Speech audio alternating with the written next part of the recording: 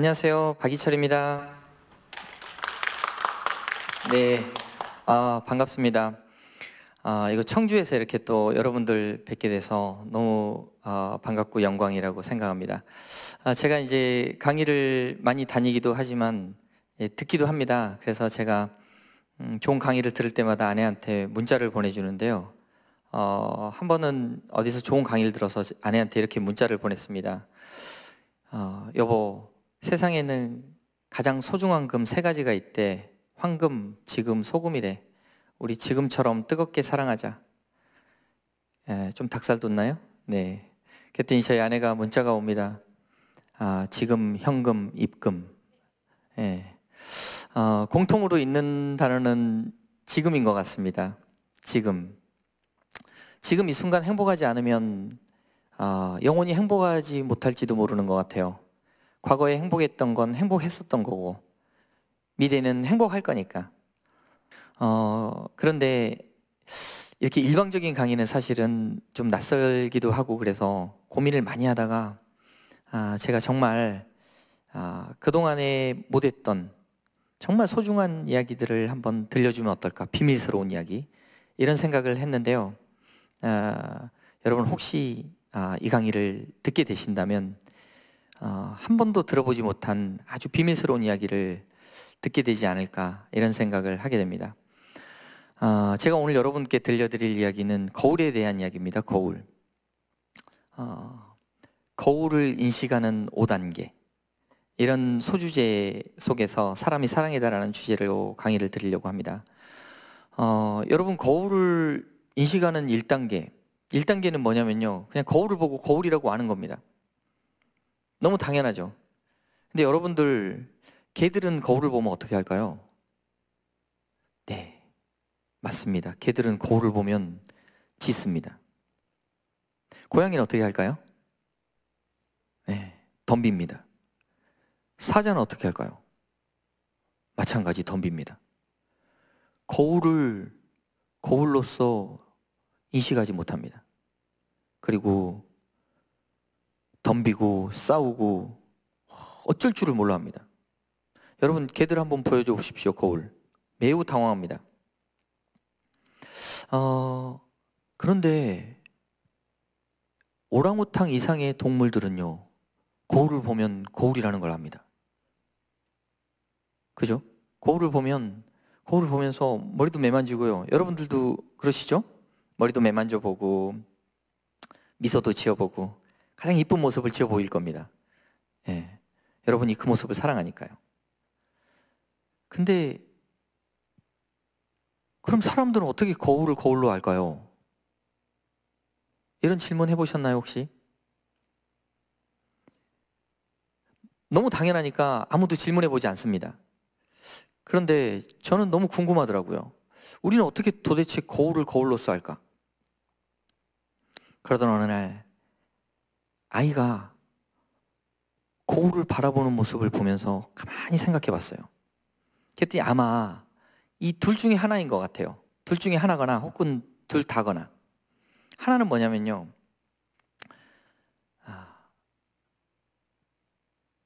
아이는 자기 얼굴을 본 적이 없습니다. 그렇죠? 여러분도 마찬가지입니다.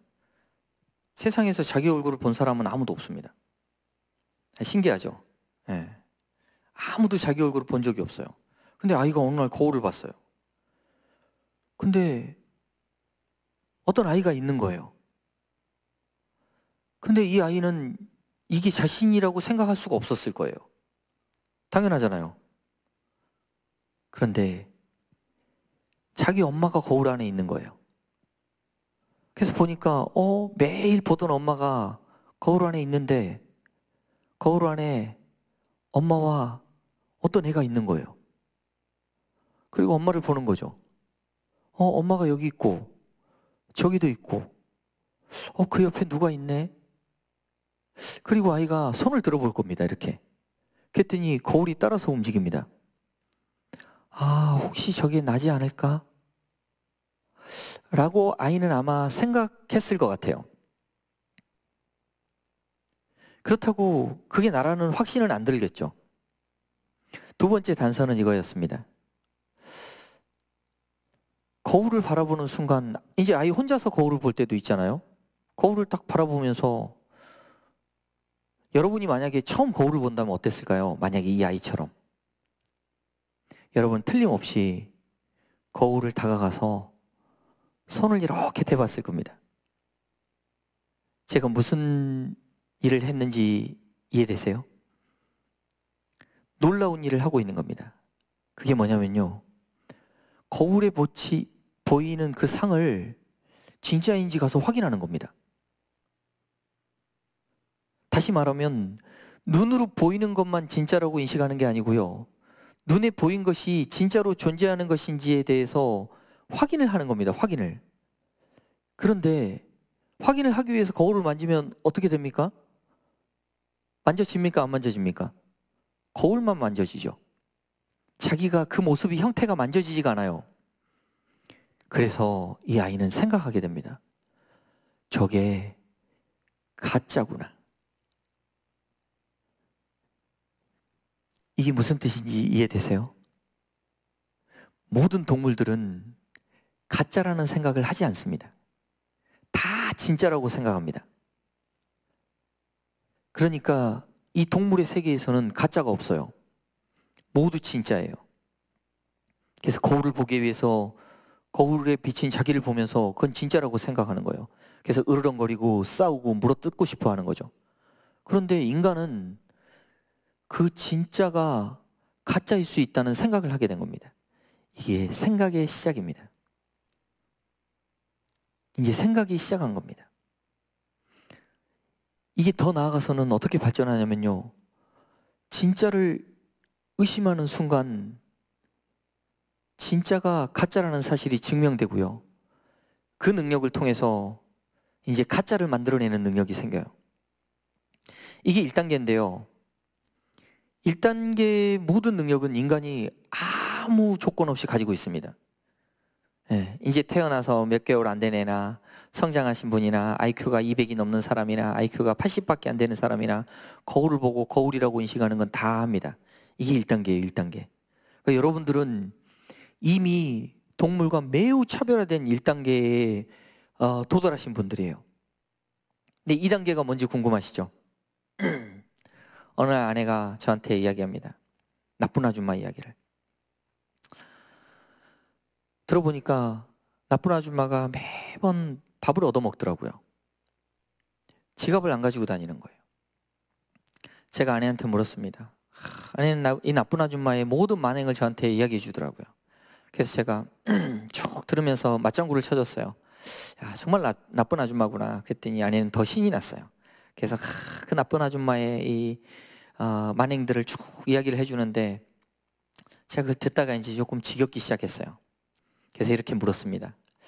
그런데 그 나쁜 아줌마는 진짜 나쁜 아줌마일까? 그래서 아내가 이야기했습니다. 아니 나쁜 아줌마라면서. 그래서 제가 아니 그 아줌마가 나쁜 아줌마가 되려면 모두가 나쁜 아줌마라고 해야 될 텐데 모두가 나쁜 아줌마라고 할까? 누군가에게는 사랑받는 아내일 수도 있고 누군가에게는 사랑받는 엄마일 수도 있지 않을까? 그랬더니 아내가 생각이 깊어지더라고요. 그러더니 뭐 나한테만 나쁜 아줌마네 이렇게 이야기하더라고요. 그래서 제가 그래 너한테만 나쁜 아줌마구나. 그러면 그런 나쁜 아줌마는 어디 있을까? 그랬더니 아내가 심각한 표정이 점점 어두워지더라고요. 그러더니 여기? 제가 이 질문은 하지 않았어야 되는데 이 질문을 해버렸어요. 그럼 나쁜 아줌마는 누구야? 그랬더니 나야? 이렇게 이야기하더라고요. 우리는 누군가에게 비난을 들으면 어떤 생각이 드세요? 비난을 들으면 기분 나쁘죠? 매우 기분 나쁩니다. 그리고 하루 종일 아무 일도 할 수 없습니다. 심지어는 한 달, 두 달, 1년 동안 혹은 평생 가슴속에 멍으로 자리 잡죠. 그런데 아주 신기한 일이 있습니다. 누군가 저를 보고 넌 어떻게 그렇게 좀 이기적이냐 인간이. 그래서 제가 하루 종일 기분이 나빴는데 다른 사람들한테 물어봅니다. 내가 그렇게 이기적인 인간이야? 그랬더니 아니지. 너 얼마나 좋은 사람인데 이렇게 이야기해 줍니다. 그래? 또 다른 사람한테 물어봅니다. 그랬더니 야, 네가 얼마나 훌륭한데 이렇게 이야기합니다. 제가 지금 무슨 이야기를 했는지 이해되세요? 거울을 인식하는 두 번째 단계는 바로 상대방들이 다 거울이라는 사실입니다. 그리고 그들은 자기한테 비친 상대방의 이야기를 말로써 들려주는 겁니다. 여러분 2단계로 넘어온 사람을 본 적 있습니까? 없죠. 2단계 넘어오기가 너무 힘듭니다. 동물들이 1단계를 넘어오기 힘든 것처럼 인간이 2단계로 넘어가는 것조차도 너무 힘듭니다. 그래서 근데 그러면 제가 이걸 10단계로 구분했는데요. 그러면 사람들이 야 그러면 2단계도 못 넘어가는데 10단계는 어떻게 넘어가냐. 너무 좌절하지 마십시오. 제가 쭉 설명드리는 동안에 이게 그렇게 어렵지 않다는 걸 여러분께 설명드릴 겁니다. 3단계로 한번 넘어가 볼까요? 여러분들이 운전을 하고 가고 있습니다. 그런데 어느 날 횡단보도 앞에 빨간불이라 탁 섰는데 장애인 한 분이 휠체어를 타고 걸어오는데 너무 힘겹게 이게 건너고 있는 거예요. 그런데 횡단보도에 신호등이 바뀌었어요. 그럼 여러분 어떻게 합니까? 기다리죠. 빵빵거리나요? 안 빵빵거립니다. 그냥 차분히 기다려줍니다. 빵빵거리면 이상한 사람입니다. 그죠? 못 보면 빵빵거릴 수 있죠. 다 기다립니다. 그런데 어느 날 똑같은 상황이 됐는데 이번에는 멀쩡하게 생긴 놈이 천천히 걸어가고 있는 겁니다. 그러면서 내 차를 한 번씩 쳐다보고 씩 웃고요. 또 걸어갑니다. 신호는 바뀌었는데. 그럼 어떻게 할까요? 빵빵거리죠. 빵빵거립니다. 왜 빵빵거립니까? 저런 XX 이렇게 막 이제 욕이 나오기 시작하는 거죠. 그런데 이 사람이 더 문제가 많은 사람입니까? 아니면 휠체어 타고 가신 분이 더 문제가 많은 사람입니까? 멀쩡하게 생긴 사람이 더 문제가 많은 사람입니다. 그죠? 네. 뭐가요? 정신적 문제가. 그러면 누가 장애가 더 깊은 사람입니까? 멀쩡한 사람이 장애가 더 깊은 사람입니다. 그러니까 더 기다려줘야 되는 거예요. 그런데 못 기다립니다. 못 기다려요. 왜? 내 마음에 비친 그의 모습이 진짜라고 착각하기 때문에 못 기다린다는 거예요. 여러분이 미워했던 모든 사람들이 다 이 맥락에서 나쁜 사람이 되는 겁니다. 이해되시죠? 여러분이 지금까지 미워하고 나쁘다고 생각했던 모든 사람들이 다 여러분 거울에 비친 겁니다.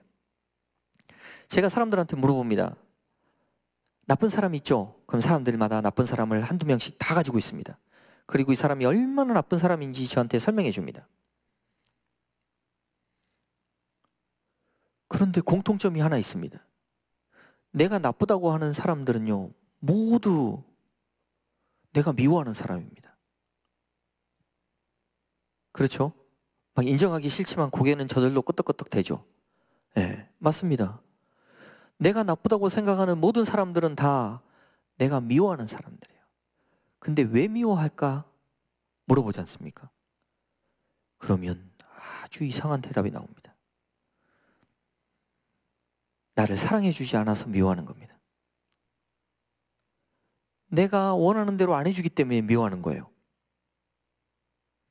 그러니까 여러분들이 나쁘다고 생각하는 모든 사람들한테 여러분이 뭐를 한 겁니까? 구걸을 한 거예요. 사랑 좀 해달라고. 나 좀 사랑해주라고. 그런데 거절당하잖아요. 혹은 여러분들의 기대에 못 미치잖아요. 그러면 미운 마음이 확 올라옵니다. 그리고 이 밉다는 마음으로는 자존심이 상하나 봐요. 그죠? 네. 내가 누군가를 미워하는 건 좀 자존심 상하는 일이에요. 그러니까 어떻게 바꿔요? 빨리 나쁜 사람으로 바꿉니다. 그러니까 나쁜 사람은 미워해도 되는 사람이라고 모두가 인정하잖아요, 그냥.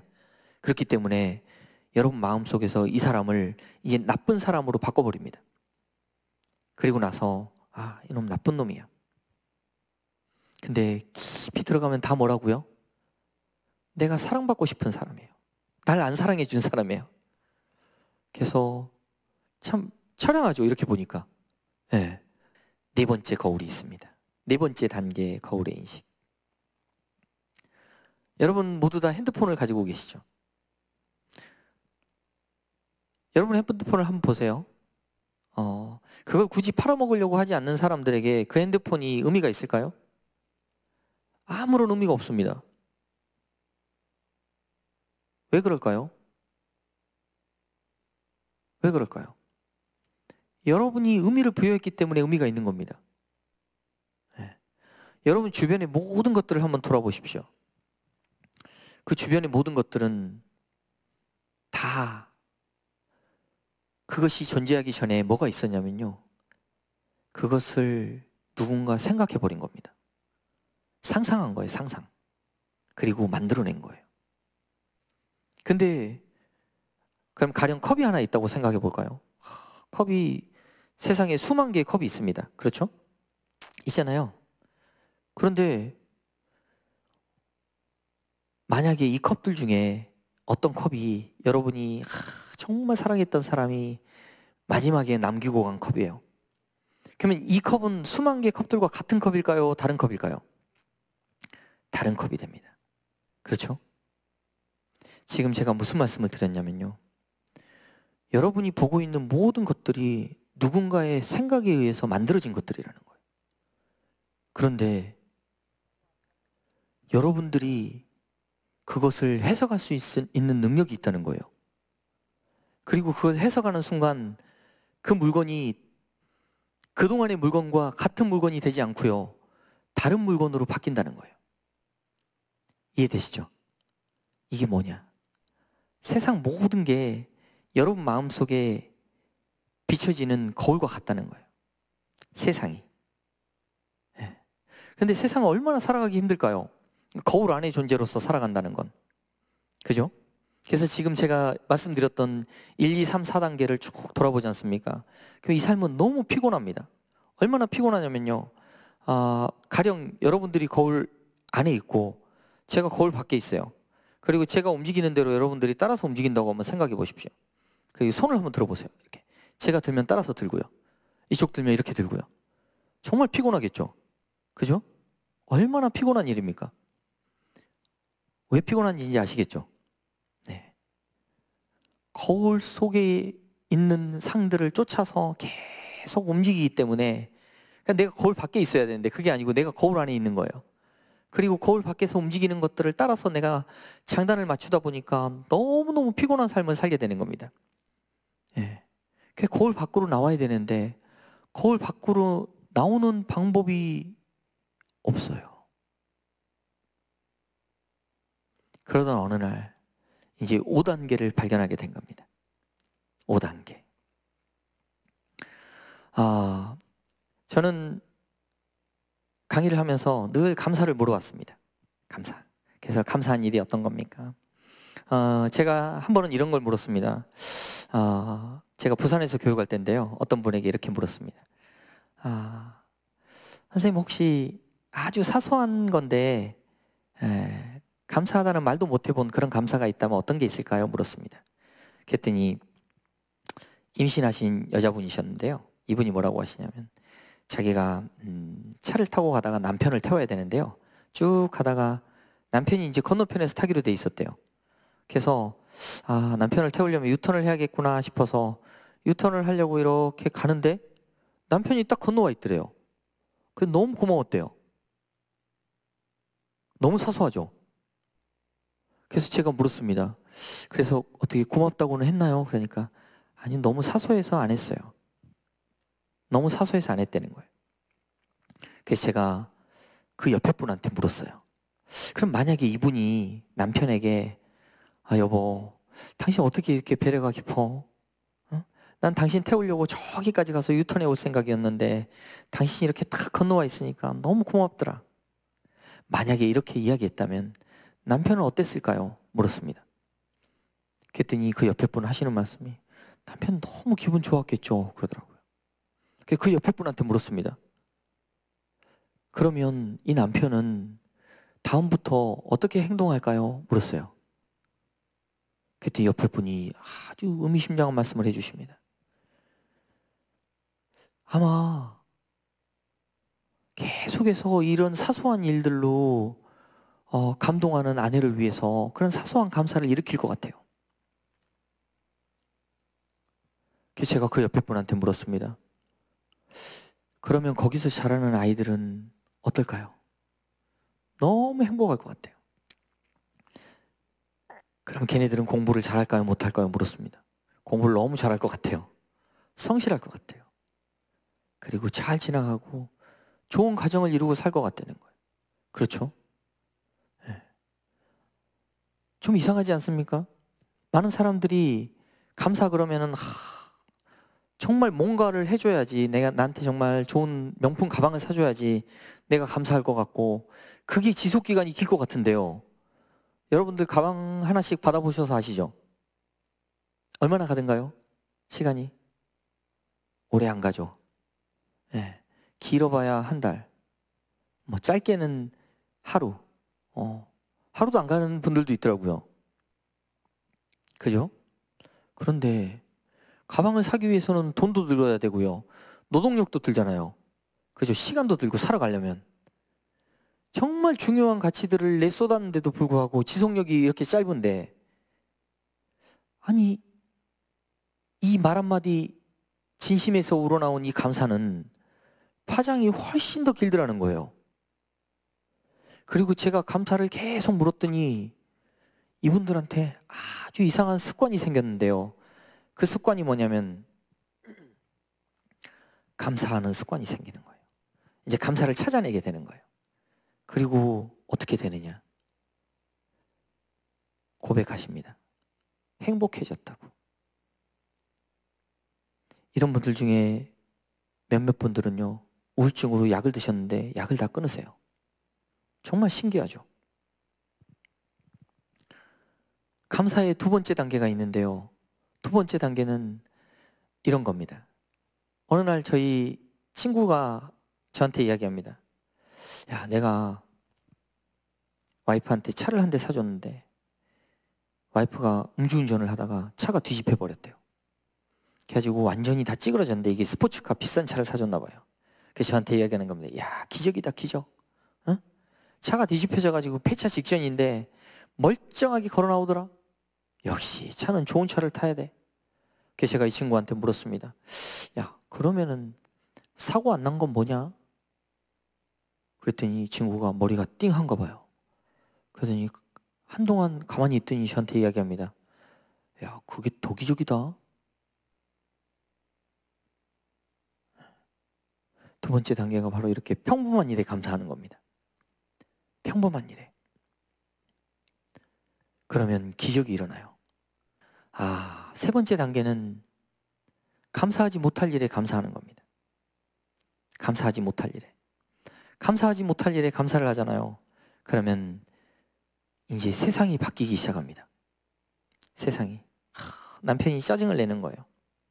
근데 세상에, 밖에서 얼마나 힘들었으면 집에 와서라도 이렇게 풀어주니 참 고맙다, 당신 고생했다. 남편이 이 여자가 약을 먹었나? 처음엔 이렇게 생각할 수도 있겠죠. 하지만 그게 몸에 배면, 야, 집에 가면 얼마나 행복하겠어요. 그죠? 그래서 나는 집이 제일 좋더라, 이렇게 생각하게 되는 겁니다. 그게 뭡니까? 남자는 여자하기 나름인 것, 여자도 남자하기 나름인 것처럼. 다섯 번째 거울을 인식하는 단계는 뭐냐면요, 그 거울 밖으로 나오는 방법을 이야기 드리는 겁니다.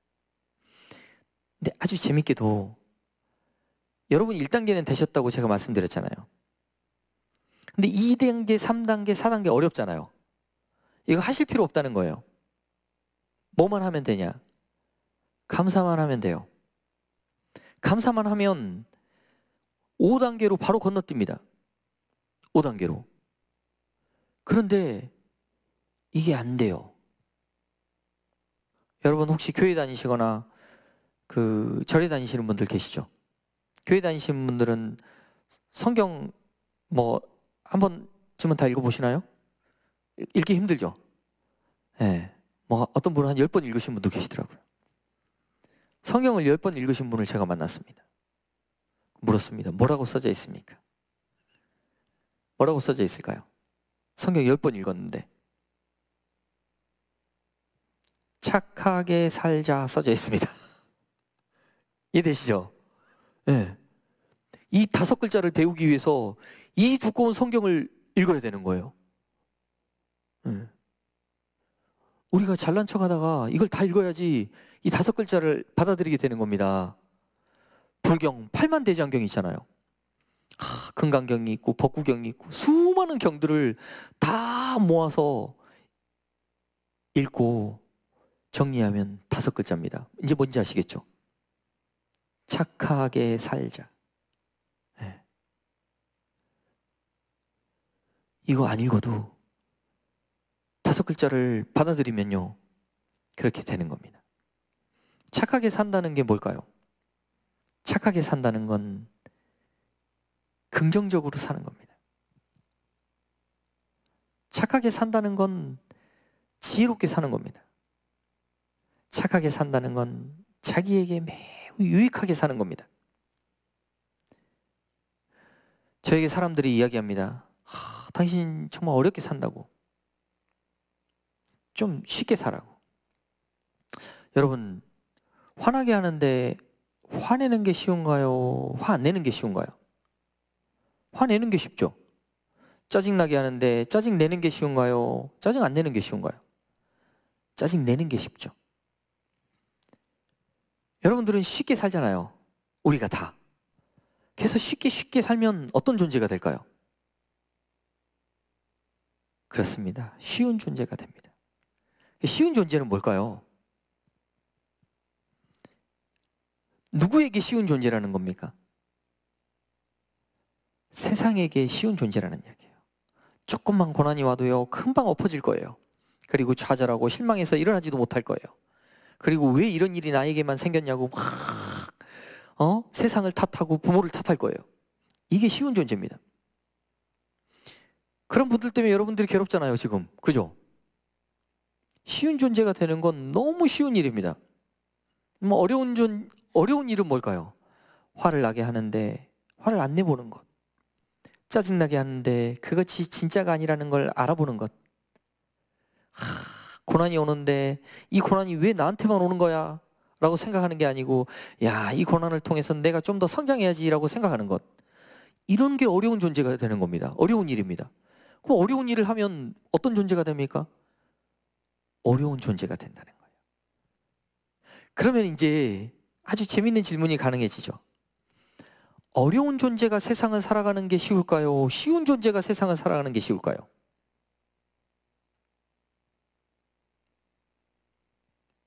당연하죠. 어려운 존재가 세상을 살아가는 게 훨씬 쉽습니다. 그래서 어려운 존재가 돼야 됩니다. 어려운 선택을 해야 됩니다. 근데 이 어려운 선택을 하기에 정말 여러분들을 정말 괴롭히는 게 뭐라고요? 바로 여러분 자신이라는 사실입니다. 여러분 자신. 제가 마지막으로 한 가지 에피소드를 들려드리고 정리할까 합니다. 제가 거울의 5단계를 말씀드렸는데요. 다 기억하기 힘드실 겁니다. 그래서 5번째만 하면 되는데 5번째도 잘 안 돼요. 그래서 제가 조금 더 팁을 드리기 위해서 이 에피소드를 여러분께 말씀드립니다. 저는 군대를 공군장교로 갔는데요. 대학을 졸업하고 좀 철이 들었었나 봐요. 제가 박이철이잖아요. 철이 2개 있어요.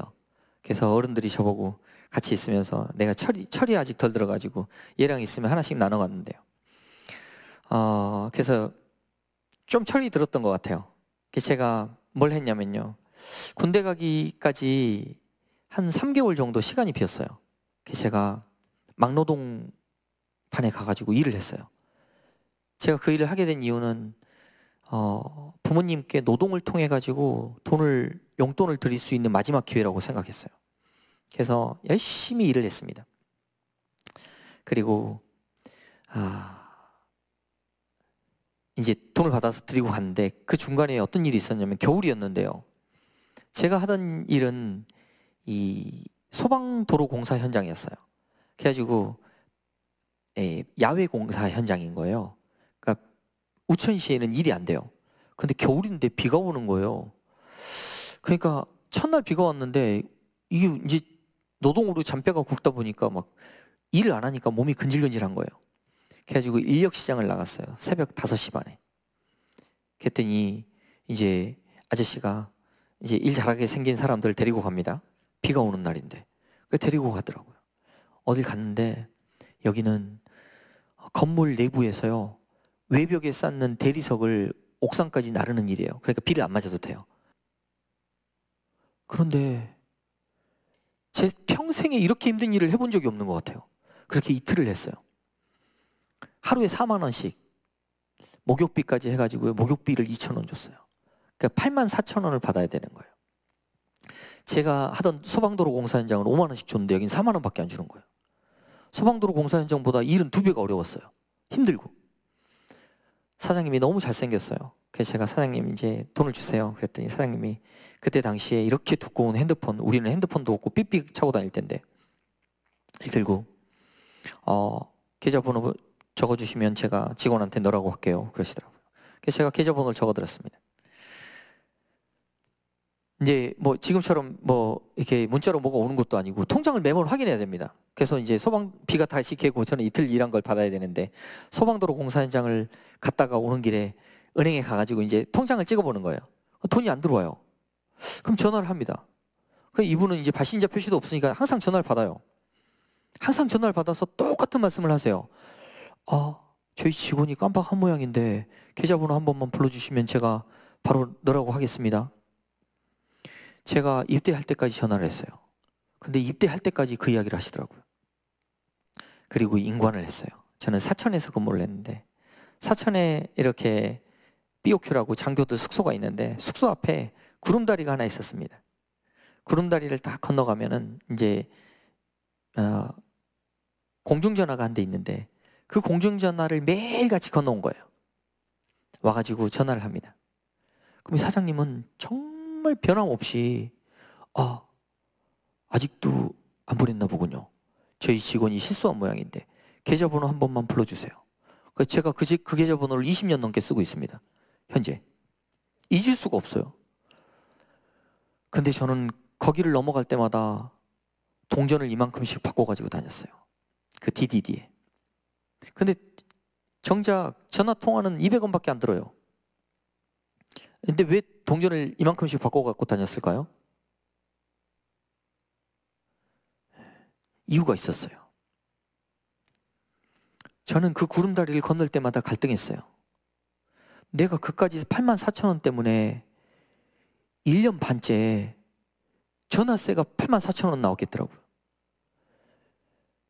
그 84,000원을 포기하고 내가 너한테 이 돈만큼의 욕을 퍼부어주고 싶다는 생각을 했어요.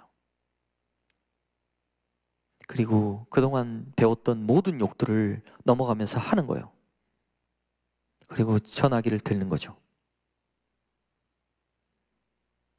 전화기만 들면 저는 공손하게 네 사장님 꼭 보내주십시오 이러고 끊었어요.